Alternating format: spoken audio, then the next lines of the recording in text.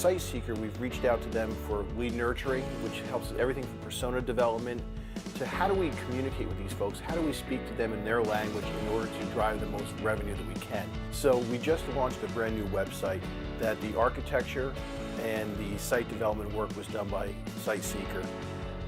We abandoned our old, if you will, archaic, company-centric site, and we went to a user-centric format in order to communicate with folks, again, based on a persona development, to reach out to folks and communicate with them how they want to be communicated with.